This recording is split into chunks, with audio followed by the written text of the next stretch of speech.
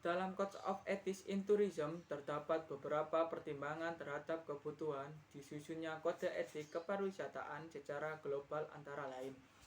1. Pengurangan angka kemiskinan. Kepariwisataan dianggap sebagai alat atau media dalam menciptakan lapangan pekerjaan dan pengembangan ekonomi terutama dalam masyarakat lokal.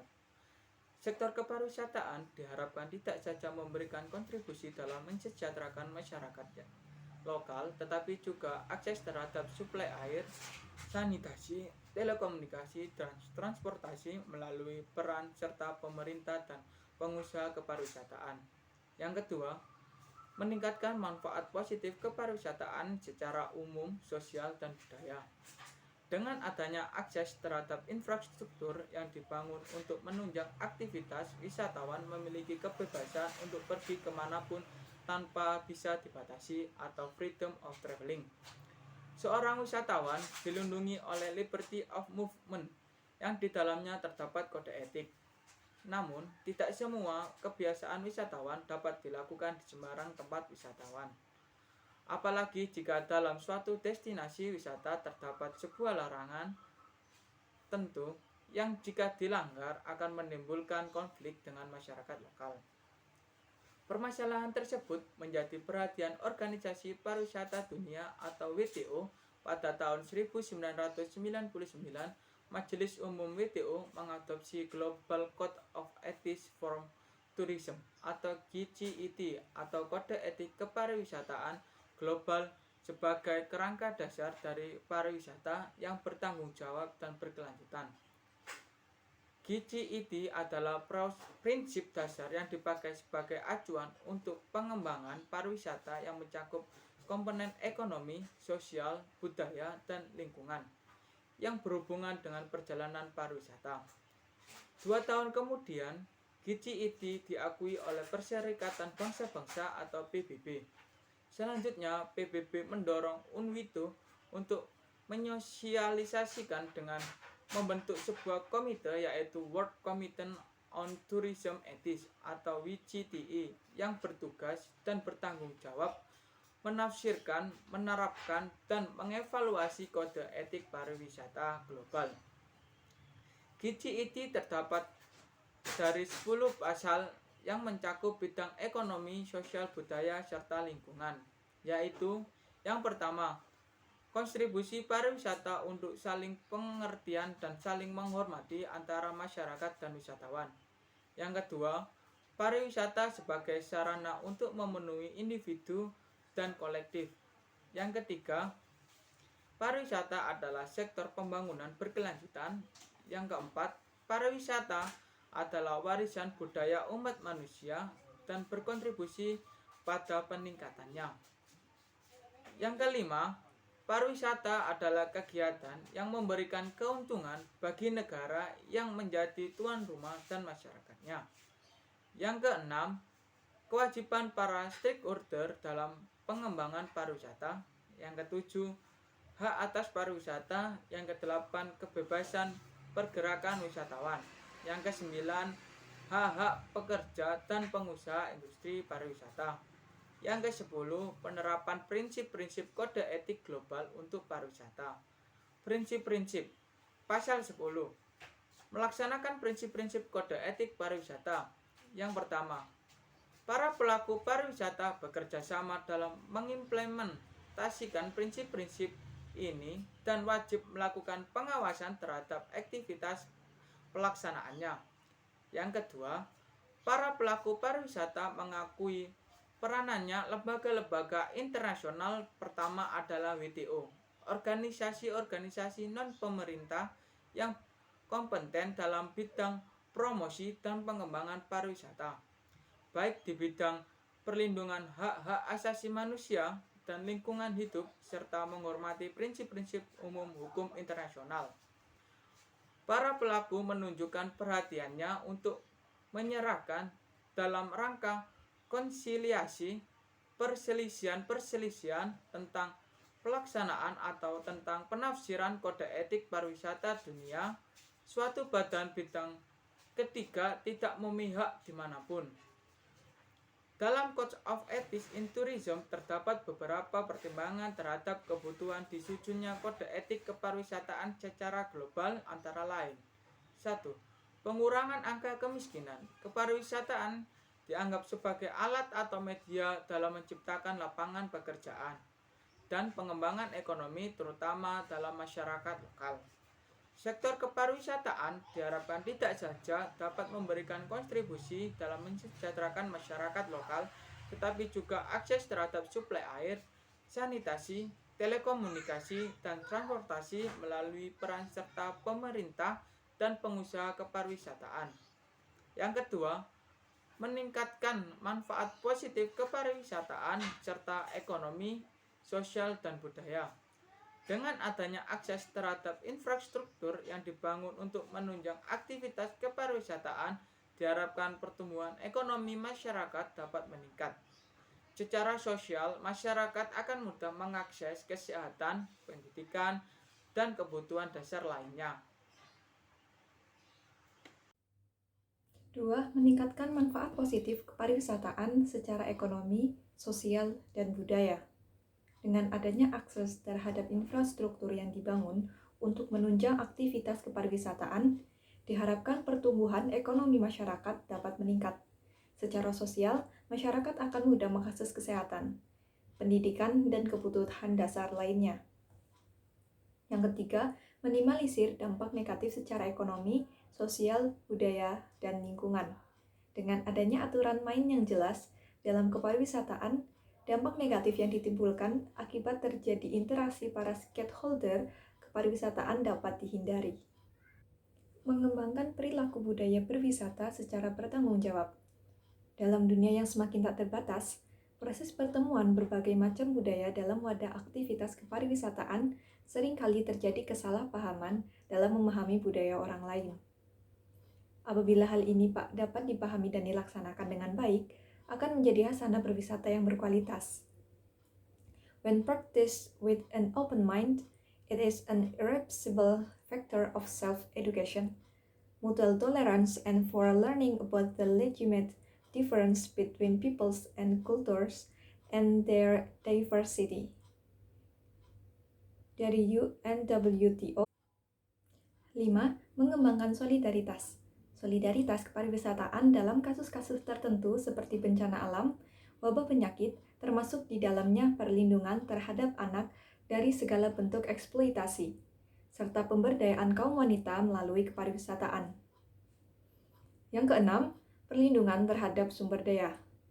Eksploitasi sumber daya seringkali menjadi isu yang sering muncul dalam kepariwisataan. Tidak saja eksploitasi terhadap berbagai sumber daya yang dijadikan sebagai daya tarik, tetapi juga sumber daya manusia yang digunakan dalam mengelola usaha kepariwisataan. Yang keenam, perlindungan terhadap sumber daya. Eksploitasi sumber daya yang sering kali menjadi isu, sering muncul dalam kepariwisataan. Tidak saja eksploitasi terhadap berbagai sumber daya yang dijadikan sebagai daya tarik, tetapi juga sumber daya manusia yang digunakan dalam mengelola usaha kepariwisataan. Selain itu juga, perilaku komunitas lokal juga berkontribusi terhadap berbagai eksploitasi sumber daya yang biasanya dimanfaatkan sebagai souvenir kepariwisataan. Yang ketujuh, perubahan iklim. Pemanfaatan bahan-bahan yang dapat berkontribusi terhadap iklim dalam aktivitas kepariwisataan perlu diatur sedemikian rupa sehingga aktivitas wisata tetap dapat dilaksanakan dalam lingkungan yang sehat dan bersih. Poin ketiga, etika dalam kepariwisataan. Apa itu kode etik? Terdapat berbagai macam definisi tentang kode etik. Beberapa di antaranya adalah, menurut Stevens tahun 1994, kode etik adalah pesan yang hendak disampaikan oleh korporasi untuk membentuk perilaku pegawai melalui pernyataan-pernyataan eksplisit dari perilaku yang diinginkan. Kedua, menurut Eltang tahun 1992, kode etik merupakan seperangkat prinsip etika yang diekspresikan melalui perintah. Yang ketiga, menurut McDonald dan Zepp tahun 1989, kode etik ialah pernyataan dari norma-norma dan kepercayaan dari sebuah organisasi. Yang keempat, menurut Kessel dan kawan-kawan tahun 1997, kode etik merupakan sebuah usaha untuk mempengaruhi atau mengendalikan dimensi etika dari perilaku anggota organisasi. Yang terakhir, menurut Ray tahun 2000, kode etik adalah sebuah standar secara sistematis dan prinsipil yang menegaskan perilaku etis yang sesuai dengan sebuah profesi. Standar dan prinsip ditentukan oleh nilai-nilai moral. Dalam kepariwisataan, meskipun kode etik tersebut didesain mengubah perilaku dan cara pandang pengunjung atau wisatawan, namun ada beberapa hal dirasa kurang mengena dalam konteks kekinian, sehingga penulis mencoba mengusulkan sebuah definisi kode etik kepariwisataan dengan istilah seperangkat aturan berdasarkan norma dan nilai yang berlaku di sebuah destinasi yang dipergunakan dalam mengatur dan menggunakan berbagai sumber daya kepariwisataan secara bertanggung jawab.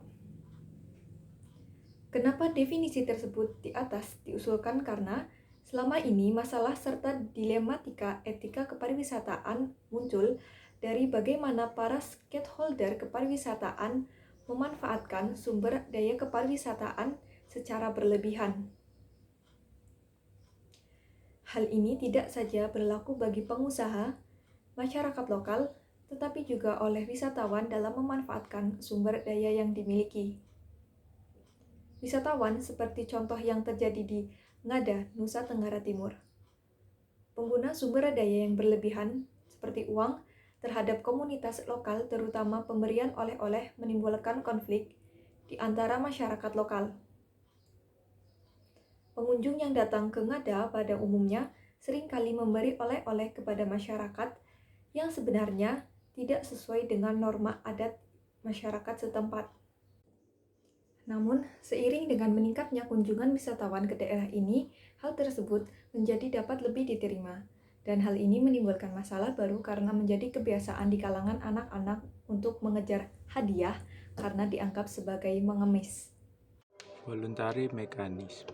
UNWTO 2002 menyebutkan penerapan kode etik secara sukarela sebagai sebuah inisiatif yang tidak dilakukan berdasarkan kewajiban hukum, tetapi secara sukarela mengikat diri terhadap sebuah aturan tertentu. Contoh dari mekanisme penerapan aturan tertentu adalah dengan mengikat diri standar tertentu seperti ISO, Ecolabel, dan sertifikasi bidang tertentu. Hal ini tidak saja mengikat diri dalam sebuah perilaku yang lebih bertanggung jawab, tetapi juga dapat meningkatkan kredibilitas dan akuntabilitas pihak-pihak yang mengikat diri secara sukarela pada aturan main tertentu. Apalagi standar tersebut telah mendapat pengakuan secara global di Indonesia. Salah satunya adalah penerapan ISO dan Ecolabel pada hotel-hotel besar. Selanjutnya, non-voluntary mechanism. Penerapan berdasarkan obligasi merupakan pendekatan otoritatif dan didesain untuk membatasi dan melarang aktivitas stakeholder.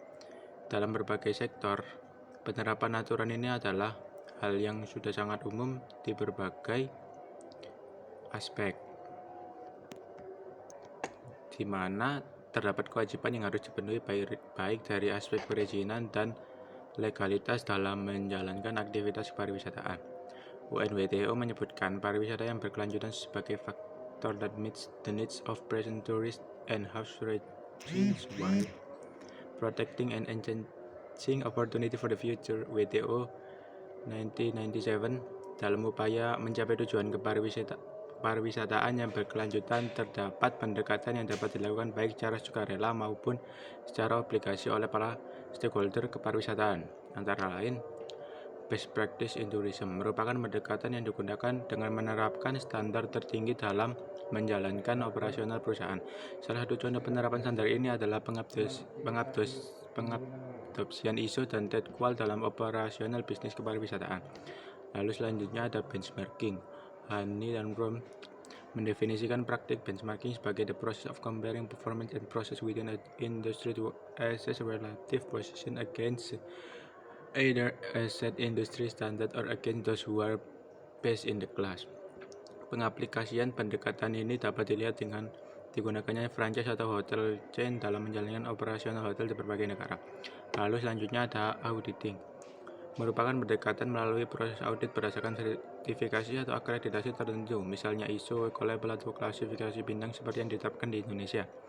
Lalu, Certification, Accreditation, and Ecolabel. Saat ini terdapat berbagai lembaga sertifikasi internasional yang digunakan sebagai acuan dalam menjalankan usaha kepariwisataan yang tentunya sesuai dengan bidang usaha dan kebutuhan pengembangan dan pembangunan kepariwisataan di sebuah destinasi.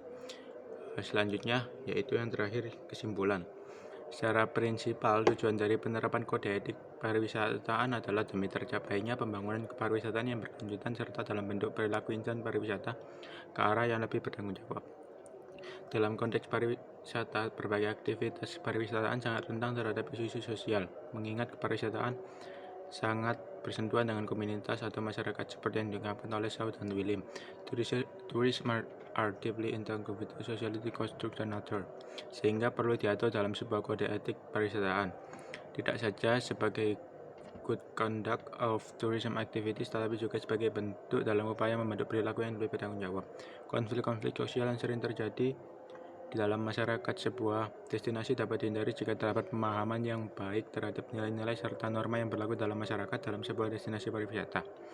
Dengan demikian, seperti yang telah disebutkan di awal tulisan, apabila etika berpariwisata ini diterapkan secara terbuka, maka akan menjadi faktor yang tidak tergantikan dalam mengedukasi diri melalui berbagai aktivitas pariwisata. Sekian dari kelompok kami. Terima kasih.